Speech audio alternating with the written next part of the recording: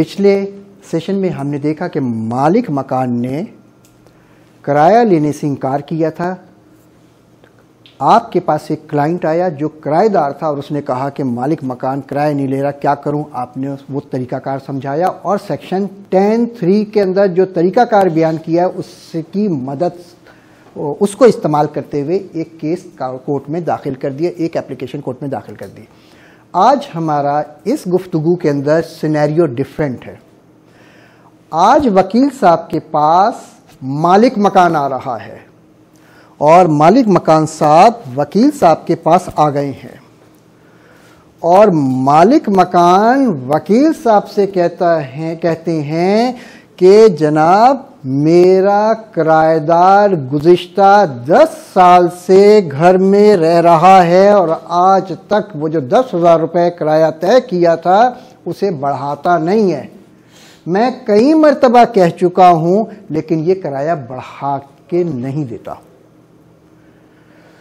तो मैंने क्लाइंट को मशवरा दिया। नॉर्मली वकील साहब ये कहते हैं कि ये काम हो जाएगा, तो मैंने भी कहा किराया बढ़ सकता है लेकिन मैं कुछ बातें जानना चाहता हूं। मालिक मकान साहब, आपके पड़ोस में कोई घर किराए पे गया है? जी सर, एक घर है। एक घर गया है, वो आपके घर जैसा ही है? जी सर, उसके तकरीबन बराबर साइज है। कमरे भी उतने ही हैं? जी हाँ सर, कमरे भी उतने ही हैं। उसका किराया कितना है? सर 25,000। 25,000 है, उस घर का किराया 25,000 है। और आपके घर का किराया कितना है? 10,000। अच्छा, आपके पास उस घर का एग्रीमेंट आपको मिल सकता है? सर मालिक मकान मेरा दोस्त है, पड़ोसी है, तो वो मिल सकता है। अच्छा, तो आप ऐसा कीजिएगा कि वो एग्रीमेंट ले आइएगा, ठीक है। और एक काम और कीजिएगा कि वो एग्रीमेंट जो आपने अपने किराएदार के साथ किया था वो एग्रीमेंट भी ले आइएगा। जी। उसका CNIC की कॉपी और अपने CNIC की कॉपी भी मुझे दे दीजिएगा। जी सर। तो फिर हम देखते हैं कि इसे क्या करते हैं। एक बात और मुझे बताइए कि 10 साल पहले प्रॉपर्टी के टैक्सेस आप कितने पे करते थे, वही जो किराए पे दी हुई है, और आज कितने पे करते हैं? कोई कमी बेशी इजाफा हुआ है या वही चल रहे हैं? टैक्सेस तो सर जो गवर्नमेंट के साथ इंक्रीज होते हैं तो वो अकॉर्डिंगली पे किए जाते हैं। अच्छा, तो वो इंक्रीज हुए हैं? जी जी। अच्छा, आप ऐसा कीजिए, मुझे जो 10 साल पहले टैक्स अदा करते थे और जो अब टैक्स अदा कर रहे हैं वो वाली रसीदें दोनों मुझे दे दीजिएगा, क्योंकि मुझे अदालत में ये बताना है कि जो आपके घर का किराया है दरअसल 10,000 नहीं बल्कि 25,000 होना चाहिए, क्योंकि पड़ोस में वैसे ही घर का उतना किराया है। इसी तरीके से मैं अदालत को ये भी बताऊंगा कि प्रॉपर्टी के टैक्सेस बढ़ गए हैं, तो ये भी मैं बताऊंगा। आप क्या समझते हैं कि आपकी रिपेयर की कॉस्ट पहले और 10 साल बाद अब कुछ फर्क हुआ है या वही है? Sir repair cost obviously increase हुई है। ऑब्वियसली इंक्रीज हुई है, और इंक्रीज होने की क्या वजूहत है?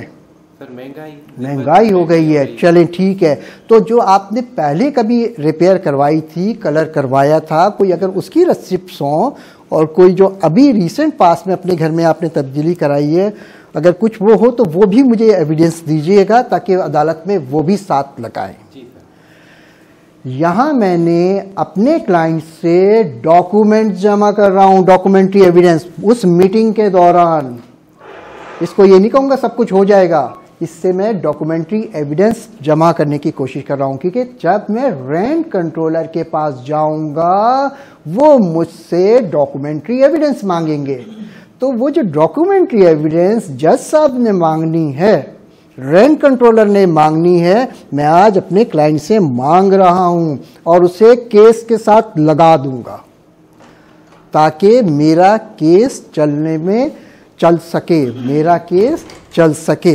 अच्छा जी, तो रेंट कंट्रोलर के पास जाने से पहले वो तमाम कागजात हमें जमा करने हैं। मैंने आपको पहला क्या बताया, मुझे क्या एविडेंस चाहिए? आसपास के इलाके में सिमिलर नेचर का जो घर है उसकी कीमत, उसका किराया बढ़ गया है। गवर्नमेंट के टैक्सेस बढ़ गए हैं, कॉस्ट ऑफ कंस्ट्रक्शन बढ़ गई है। इसी तरीके से हर इलाके के अंदर प्रॉपर्टी की एक वर्थ होती है। वहां का डिप्टी कमिश्नर उसकी वर्थ, इस प्रॉपर्टी की कीमत 1 करोड़ रुपए है, इस प्रॉपर्टी की कीमत 2 करोड़ रुपए, ताकि टैक्सेशन उसके ऊपर की जाए। तो वो जो वर्थ है government time to time revise करती है। अगर उसमें इजाफा हो गया है तब भी किराया बढ़ने की वजह बन सकती है। हम ये तमाम कागज ले जाकर अदालत में केस दाखिल करेंगे, सारे कागजात लगाएंगे और केस दाखिल हो जाएगा।